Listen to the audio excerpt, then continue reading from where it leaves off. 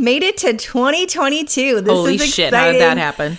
Oh, can you believe it? Like No. the last couple years have been bananas. This year was bananas, and we have made it to 2022. Business is great. It's going to be amazing this year, everyone. Like there's a lot of changes happening, but we are ready for them. Yes, we are. We are ready.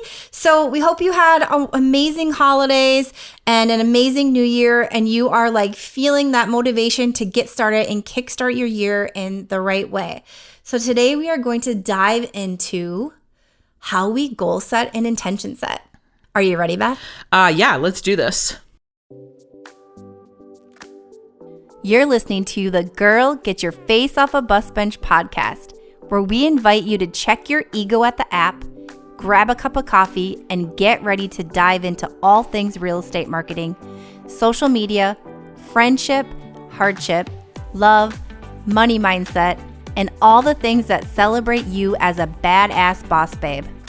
We're here to encourage you, show up for you, give you a loving kick in the pants when you need it most, and be your soft place to land on the hardest of days. So pull up a seat at our table and get ready to be inspired and start living your best life by design. Welcome to the Girl Get Your Face Off a Bus Bench podcast. We are so excited you're here. Okay, girls, let's dive in.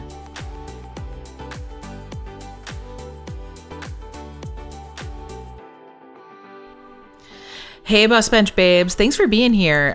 We are going to have a fun conversation with Christy and I all about goal/intention setting. I'm so excited. Because she and I do this so differently. You know how it's easy to get motivated and sometimes hard to stay on track? We're going to give you some tips and tricks to really help kickstart your 2022. 2022. This is just bananas. It's bananas. It's bananas. We are pumped and like already going this year. Like we are ready. Yes. And honestly, so excited to see what happens with the business this year. We have lots of big plans and super excited to hear from you on what happens with your business. So let's dive into goal setting and intention setting. Yes. Woohoo! Well, so Chrissy, tell me about like how you approach this time of the year where you're like getting prepped for a new year.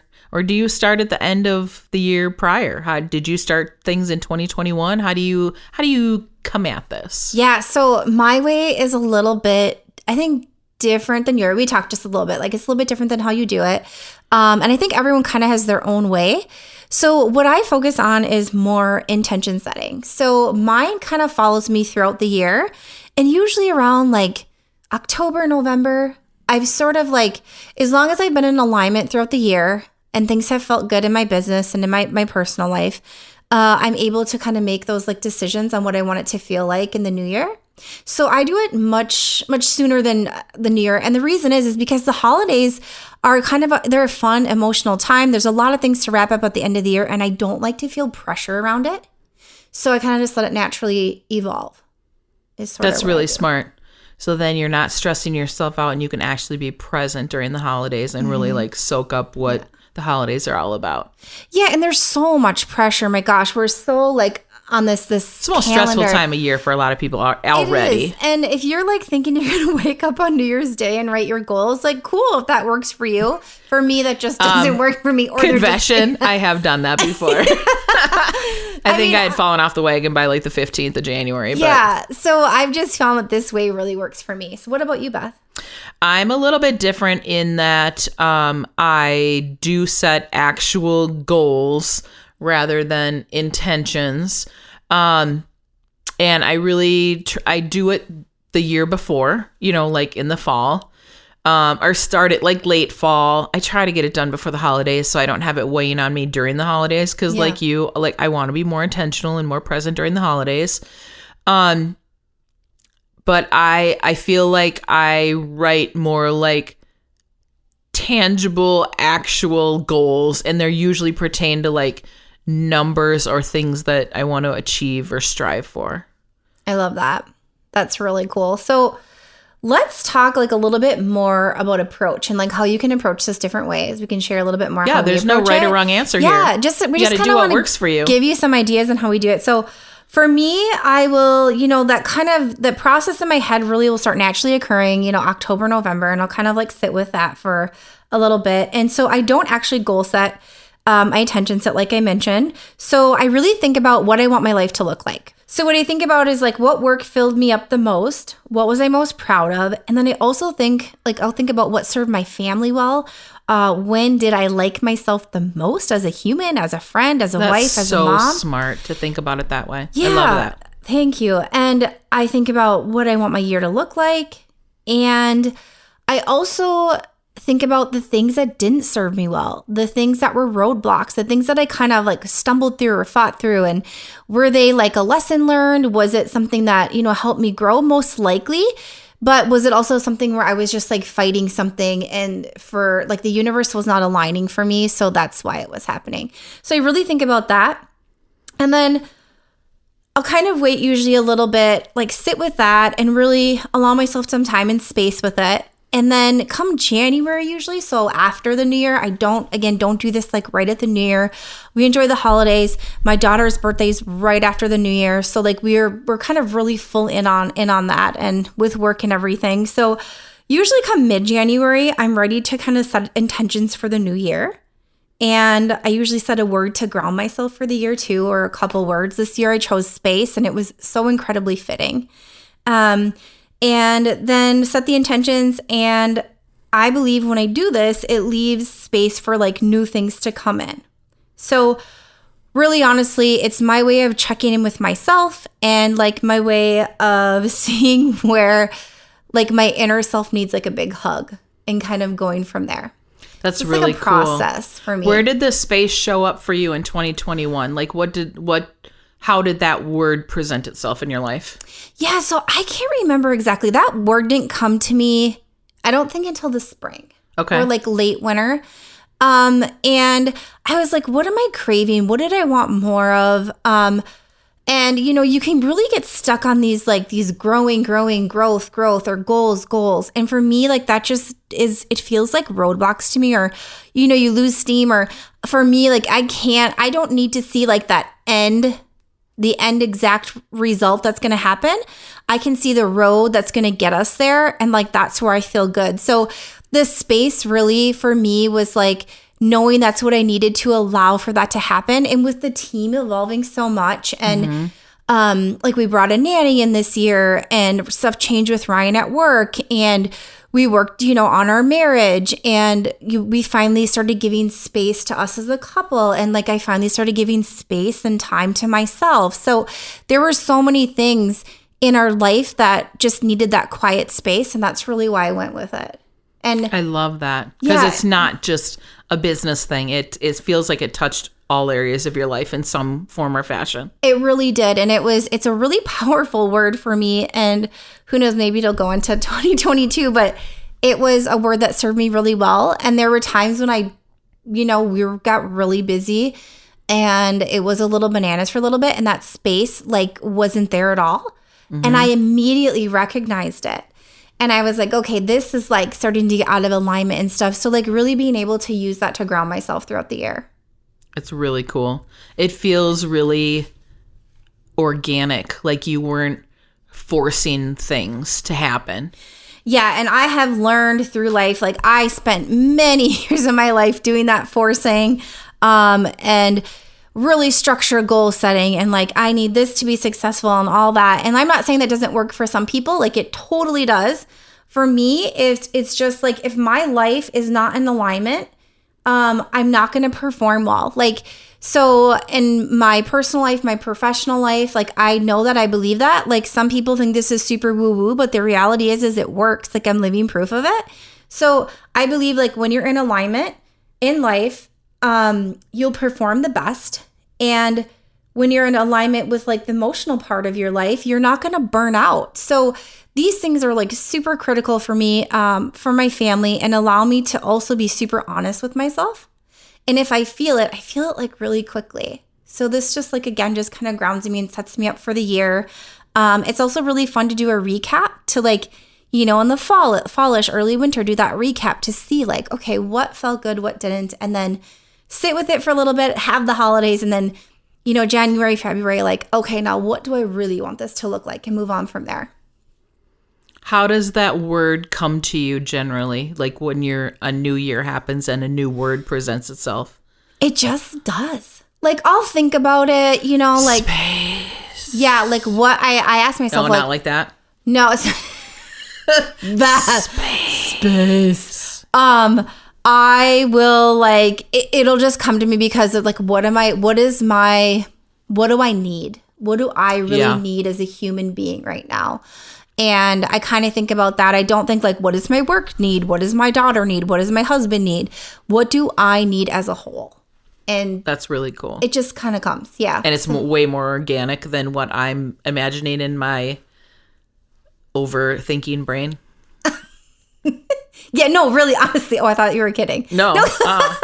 Yeah, no, it's not. I don't like pull from like a list of words or something. It just like literally. You're like, eeny, meeny, miny, mo. Yeah. I'm going to go with space this year. Right. Yeah. That's cool, though. I like that comes to you. I have another friend that does like an intention word or intention phrase for the year. Love it. And it's really interesting to see how that plays out in her life throughout the year. Yeah, you can kind of tweak it or add to it, And so for me, setting these like really hard parameters around goals and like numbers and sort of thing, I believe it starts creating roadblocks. I think that for me, my brain would get so fixated on that it actually wouldn't allow doors to open. And it could be so much bigger than what you're thinking, or, smaller or different or, that sort of thing. So okay, I approach this in a completely different manner, and which is cool because I think that we're a good yin to yang with one another. We are. And how we approach 1,000 different things in life and business. And it's a good balance. So I do write actual goals.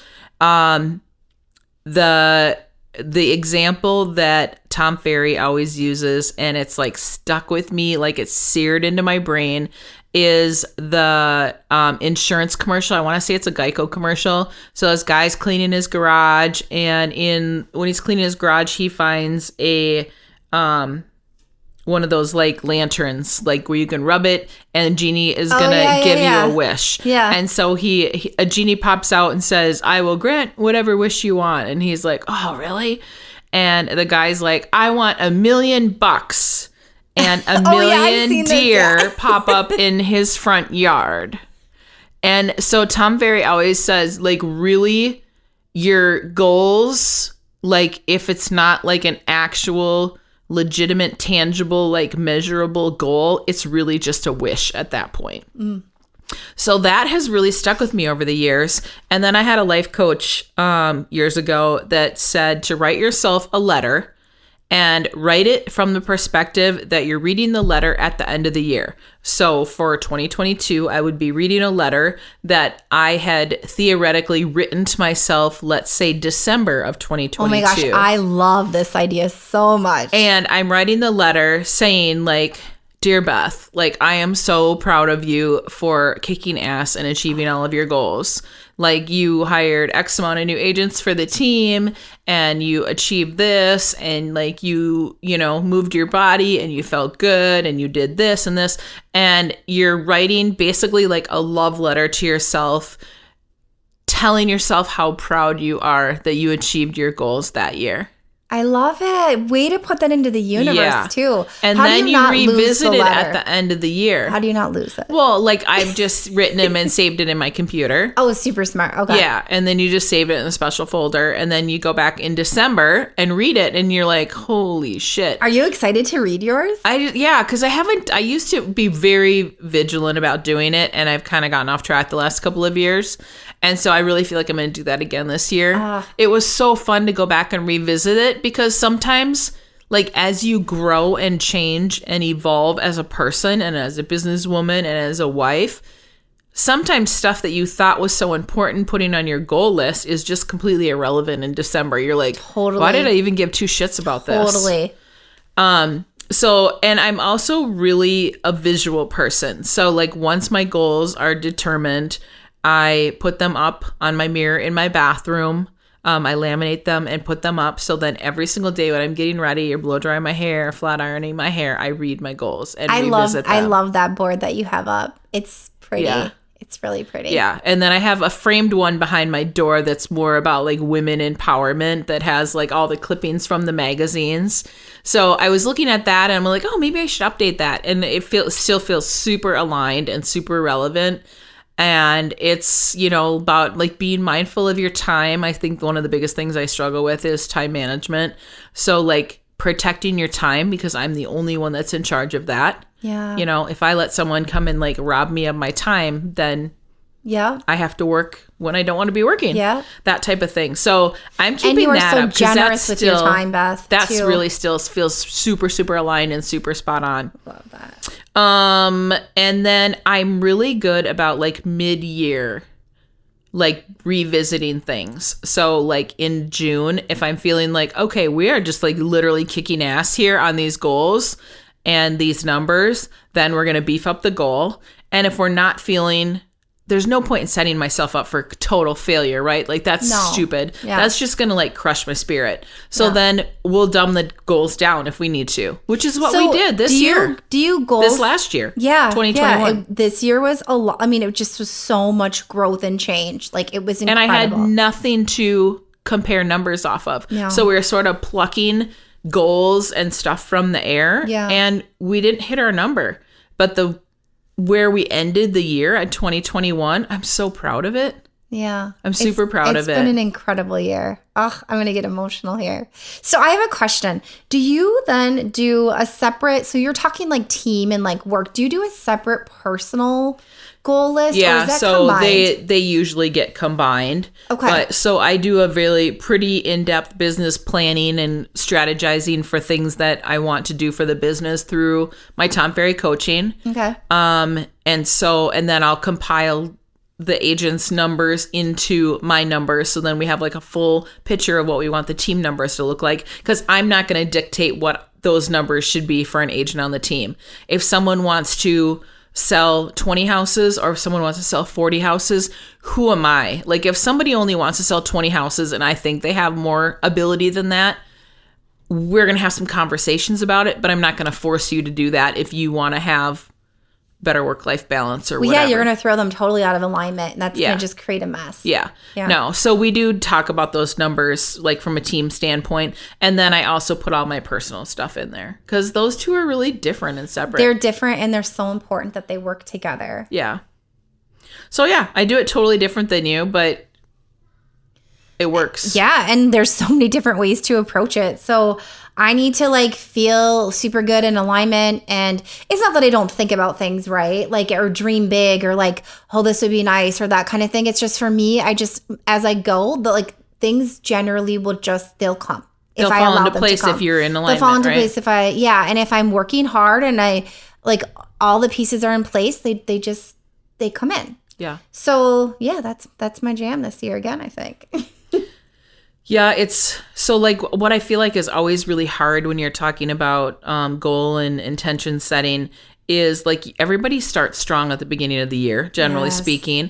And then what happens like when you need accountability and when you're ready to like start falling off the wagon 2 weeks in, you see it at the gym every year. Yeah. The first week in January, you can't get a treadmill to save your life. And then you're like, well, if I stick around long enough, all these people are going to start falling off the wagon. Yeah. And they do. So, but that happens with most people's goals in general. If you're not really like on top of them and making intentional and looking at them every single day. Yeah, so I think accountability is the big one there, right? And then growth versus goals too. And then also like what if you're missing your goal? Like is there a specific reason? Like and that's like looking inward, right? And there's so much of this that you do need to look inward. It's not like this external factor. It's so easy to blame someone else or even Beth, like having a team. You could blame an agent or this agent's not doing this. Well, are you coaching them correctly? Are you showing up at the capacity you're supposed to be? Is there accountability with their marketing? Like, do they have the tools they need to be successful on your team? Like, those are all things you should be asking yourself if, things are being missed, like goals aren't being hit, or someone's, not being accountable. So really just accountability and showing up for them and taking a look in the mirror of why did we miss this mark instead of blame, which I think is super easy to do. So it's hard to accept that you didn't have accountability with yourself, or that maybe you played a role in, not having someone reach their goals that they wanted to reach. Which is so heavy and hard, right? Yeah. But you also have to like give yourself grace that you're growing too. So addressing that and like doing the inner work and growing from there, well then next, as you grow, it's going to be different. And you can change as a person, as on a personal level, you can, pivot from there, and like marriage, in your professional relationships, as a team lead, as coaching, as a member of a team, it can all be addressed really through accountability and then working together to move from there. Yeah, so, it's not easy work. it's not, but it's good work. It's really good work, and it's super fulfilling. Wouldn't you agree? Absolutely. Yeah.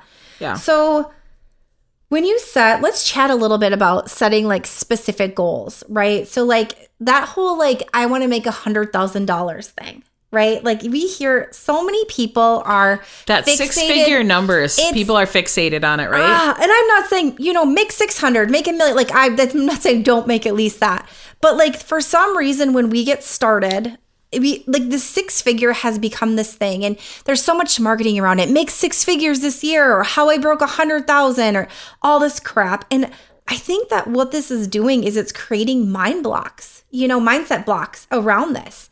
And like when we miss goals, our heads get messed with, right? So like that's for me, for going back to setting the intentions. Do I love how my life feels? Does my everyday feel good? Am I fulfilled in the work that I'm doing? And maybe that's you and that works for you too. And you're like, oh my gosh, I only made 95 this year. I failed. No, you didn't. You're like, so when you set this like number, or maybe you made 200 or 300 if you didn't set this number. So I do agree with you, Beth, that like goal setting is great, and like having these big pieces in place are great. But I also think they can create blocks to like not allow things to come in. Yeah. Because, okay, so if you want to make 100 and you're at 80 in September, does that mean your mind is going to tell you, I just need to make 20 more? That's why I like to adjust my goals. Yes, love that. Yeah. Because if you're getting too close to your goal, then you're going to just start coasting. You're going to take your foot off the gas. And what have you taught me so much about real estate is this time, later in the year through early in the new year, people like to take a little break, right? Yeah. Things quiet down. We're in holiday mode. Yeah, which cool. Like if that's your plan, cool. And that's we'll goof off in Q4 and we'll just take it easy in Q1. No. What about a little more balance? Yeah. Or harmony? Yeah. Just a little bit more. Yeah, absolutely. How do you set up your days for success? Because I think that really plays into what your goals and everything looks like at the end of the year. I know this is probably my biggest struggle. You're way more diligent, I believe. Yeah. So setting my days up for success it's does not sound as beautiful. And as you might think, I don't, get up and journal. I have started meditating a little bit more and doing a little more self-care in that regard, which is helping. We went through a really busy, crazy season for me that was really hard. And I had to really sit with myself in the fall and be like, okay, space went away entirely. So like checked in with myself and that sort of thing. So, revisited things and allowed some more stuff to come back in that would really serve me and my family and my work better. So, meditation will happen sometimes. The reality is, depending on the day, whether or not I have Kaya first thing in the morning. So I'll tell you kind of like how I set up a day for success as in my personal life and as in my business life. So if it's my day with Kaya, Tuesdays are my day with Kaya. My whole day is with her, except for I work a couple hours in the afternoon typically, and then sometimes in the evening. But in general, the day I'm spending with her. So I want to make sure come Monday night that everything that needed to happen for Tuesday is done. So when I wake up with Kaya, we can literally spend our day and I'm not having to worry about work. So when she naps, usually that would be my day where I would have time for myself over nap. That actually didn't happen fall through the end of the year this year just because things went bananas. But in general, that would be that. That's like kind of like my check-in day and like my day. So, and this really being present with her. So I would rather be present with her for 20 minutes than, fully present than spend an hour with her and not be. And checking emails all day long. Exactly. And, yeah. So I'm not going to sit here and say that like I succeed at this every single day. And there are definitely seasons. And this year particularly, I had a season that was, a little bit more challenging. But that doesn't mean I'm going to stay there, right? Mm-hmm. So that is like how I would set that day up for success, is making sure my distractions are put away as much as possible and honoring myself. So like for me, I need like a day with her without like play dates, without like school stuff. Like I just need that with her to connect, and we do better as like a mama and a child. So I've also learned that too, to say no to things and that sort of thing, to make sure that space exists there.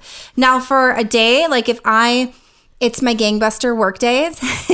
I'm getting up. I am with her first thing in the morning. I'm making sure everything is like organized. And again, I prep the night before because I want to make sure my time blocking is on par. So biggest thing for me is focus and time blocking. So I will make sure, and as long as it's not a bananas week, there will be a very structured way that my day will go. And then I'll allow for curveballs. But in general, I'm going to time block out all my duties to make sure that they actually happen. And if they don't, then right now in the season of her life, they go into the evening or after she goes to bed. Because I'm not going to start something that if I do half of it now, and then I stop, it's going to take me twice as long to pick it back up. Mm-hmm. So for me, time blocking is a huge key to the success of my days. So that's like really how I set my day up for success, is planning the night before, or, the days leading up, making sure things are like all my ducks are in a row, and then really taking advantage of time blocking and being efficient. And it's crucial, like the success of what I'm doing. Yeah. And then usually I'll like make sure I'm hydrating. That's my other key. Those are my two big things of setting my day up for success. And really honestly too, like giving myself a little bit of time and space throughout the week. So I kind of think of my they're not really days, it's more like our week is kind of how I set it up. So yeah. What about you? Mine is depends on the week. It's so different from week to week. Yeah. But I feel like if I have a really powerful morning routine, my days usually work themselves out really well. Yes. And I'm the first to admit, like I fell off the Peloton wagon. I was like, got some wicked blisters on one of our vacations and came back.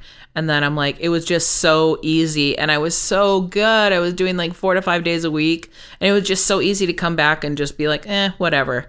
So that is really one of my goals for 2022 is to really be place a larger priority on my health and wellness than I had that. Because I feel like when I work out in the morning, so like what a perfect miracle morning would look like for me, or like a powerful morning, is get up early, have quiet, like I'm usually up before Mark, feed the kitty, jump on the Peloton before I have a chance to talk myself out of it. Yeah. Yep. Literally like walk down the hall looking like a hot mess, get on, ride, get in the shower, and then get ready, like fully ready, makeup, hair, dressed in like real clothes, and then get to my office at a reasonable time. And my office like down the hall, not in a different location.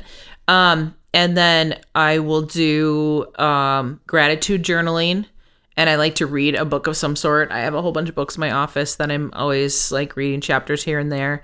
And then just have some quiet meditation time before I get into my day. So I feel like if I really tackle the morning in a powerful manner like that, and hydration is also part of that. So I have like one of these gigantic water jugs that has like 7 a.m., 9 a.m., and then the 9 p.m. Yay, you did it. And then you've drank 64 ounces in the day. I feel like my days just run so much smoother. Even if there's chaotic stuff happening, I feel like I am in a better mindset to tackle it and be logical and stay more level-headed than like, oh shit, my day's out of control and it's like 10 o'clock at night and I'm like still working. So for me, like my mornings, just to touch a little bit more on that, is like I've learned, I used to be a get up and go, like do, right? I've always been an early riser. And with Kai, this is such a huge shift for me. So I need a slow morning. So like, and I mean early, this child gets up at like 5 half the time. So I mean like early. So I need slow. And that is like night and day from how I used to be. So slow, intentional time, which would be like my quiet really, even though it's not quiet, but that calm space. I need to move my body, whether we go out for a little jog quick, whether we go walk up to the coffee shop, whether we just, go for a walk, that kind of thing. I need to move my body. Getting outside is really good for me too. So that looks, a little bit different. I mean, a lot different than it used to, but that's a huge part of my morning as well. Mm-hmm. And coffee. I'm not going to lie, coffee. Yeah, I'm a decaf, but don't get me wrong. I still like to have a nice cup of coffee or a hot tea in the morning. So nice. It's so especially nice. Like when it's cozy and like winter this time of year in January. Yeah, and so Beth, we're both generators, going back to human design. So if we don't fill ourselves up, we are not going to be as efficient in the day. So whatever that looks like for you, like in the morning, it makes sense. If you don't actually fill your cup up, you're not going to give the same. So that makes sense. Yeah. Well, why that, when I have those powerful morning routines, how my days are so much more, they feel like in control. Like that's the best way to describe it. 100%. Versus the day running me, like I'm running the day. That is like such a good way of putting it, because that's how I feel. Like I will feel like Reagan, and I'll be more like edgy with Kai, and like I'd like not like just friction. I feel friction, right? And if that's how I learn, like let your mornings be easy. Yep. And my coach always says to me, like, it gets to be easy, right? Like this is her thing. Like it gets to be easy. That's the universe showing up, like you're in alignment, like allow it to be. And so really releasing that and like what feels easy. And then I'm in a calm state. Oh my gosh, if I go down and I sit down and tackle work at that point, I'm going like probably 5-6 times more efficiently working than I would be if I had just a chaotic thing and I was just like threw myself into it. Yeah. So it's really interesting how that works in that way as a generator, especially. Yeah, it's powerful how you can actually be in control of your life and your situation, and it's amazing to me when people operate their lives in a space where they're so out of control. And I look at them going, you're an adult and you're in charge of this yourself, right? Yeah. Like why don't you, and it's obviously it's easier said than done, but sometimes you just want to like shake them and be like, get your shit together. Get your shit together. You can do this. Don't let outside influences and things that are so outside of your control, like F up your whole day. Yeah, like stop letting life take control of you, take control of your life, right? Yeah. Like that is such a huge thing here. So, but yeah, it is easier said than done. Yeah. That is for sure.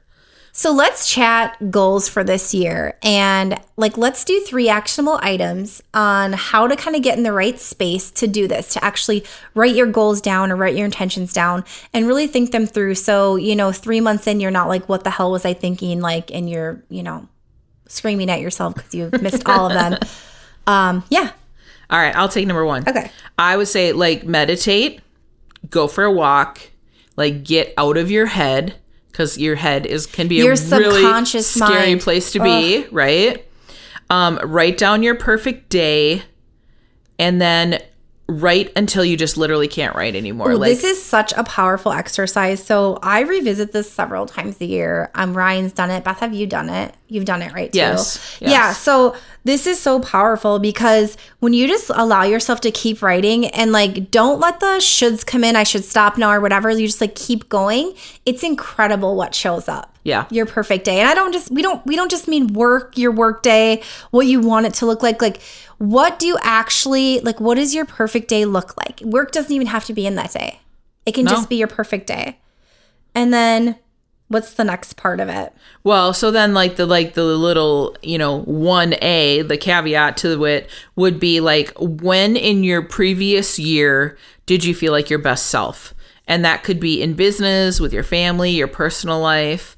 And then when did you not feel in alignment? Because you talk about this a lot where you're like, I'm not feeling in alignment. And it's like, it's good that you're really able to recognize that in yourself. So like this, I feel like can be even more powerful sometimes than actually like recognizing what makes you in alignment or like what feels really good.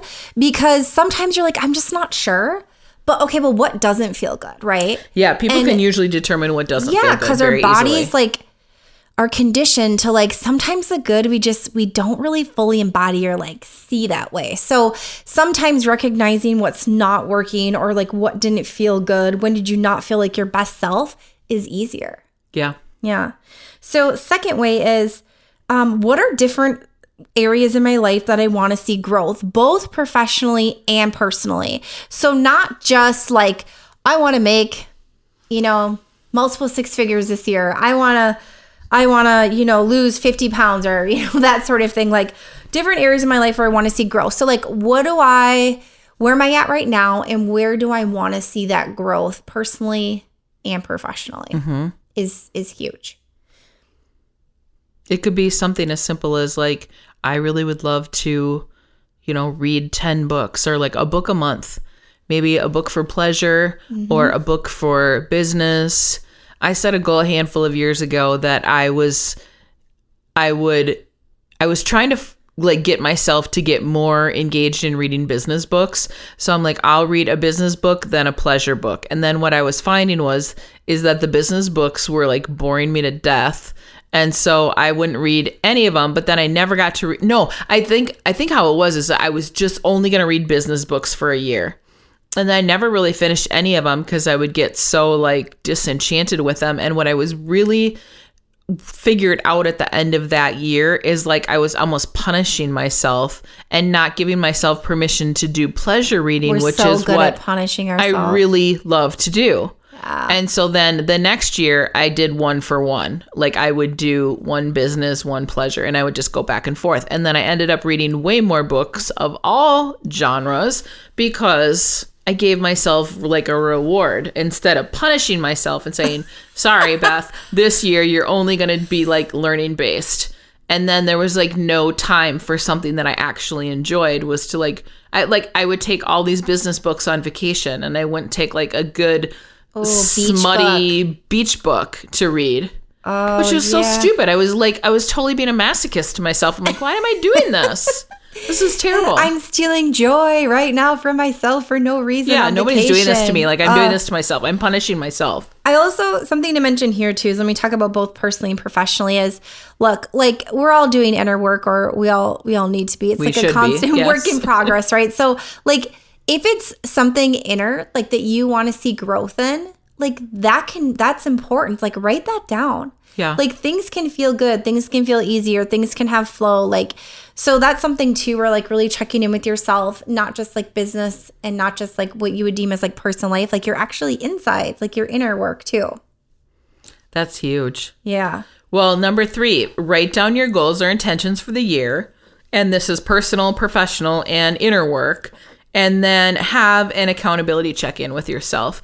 Or if you need someone else, find an external accountability partner too. That's okay to do too. That's so great too. And like having that open like community of people, or like that one friend, or maybe it's your sister, or maybe it's, someone on the team that you're on, that you can just openly share your goals and check in with each other. Like Beth, you had mentioned you check in at 6 months, like with your goals to kind of see where they're at with the team and like with you personally. It could be every month. It could be, just quarterly. It can look different. Yeah, it can look different. There's no rules to this. You just got to figure out a system that works for you. Yeah. That's going to help you best get to your goals / intentions and make you feel like you had a super successful year at the end of the year. So like, we're not saying there's any right or wrong way to do it. You just have to figure out like what's going to motivate you the best and keep you inspired throughout the year to actually achieve what you want to achieve. Yeah, and write it down. And create the life that you want. That's what this is really all about. Isn't achieving goals all about creating life by design? Yes. Yes, 100%. Yes. And this is what we talk about all the time on this podcast. So yeah, we hope that you take those actionable items and get to work if you haven't already. And we would honestly love to see your list. So head on over to Bus Bench Babes on Instagram or Facebook and tag us. Take a quick shot of those and tag us in them so we can see where your goals and intentions are at for the year. Be super fun to share that with the community and see what everyone's up to. Yeah, that would be awesome. Yeah. We would love that. Yeah. That would and be so any way much that fun. we can support you in achieving your goals, that would make us feel really good Absolutely. We'd love to hear from you. Hit us up in our DMs and we will start the conversation. Yay. Thanks so much for being here. This was like fun for listening. It was. And what a great way to kick off the new year, right? 2022. This is going to be incredible. I'm just like so dang excited for this year. Yeah, we need like it was a good time in like the world to like hit refresh on a new year. I think so too. And flip the fucking calendar page and like just get, okay, like what do they say? Like you have 12 new chapters, start writing a new book. Yes, let's do it. Yeah. Yeah. So until next time, friends, keep your face off a bus bench and keep being a badass boss babe that you are. Okay, girls, are you feeling as inspired as we are? We're over here cheering you on because you just finished another episode of the Girl, Get Your Face Off a Bus Bench podcast. If you want more, head over to girlgetyourfaceoffabusbench.com for show notes and more episodes. And don't forget to subscribe and leave us a 5-star review. They mean the world to us and they're what keep us going. Girl, thanks for being here.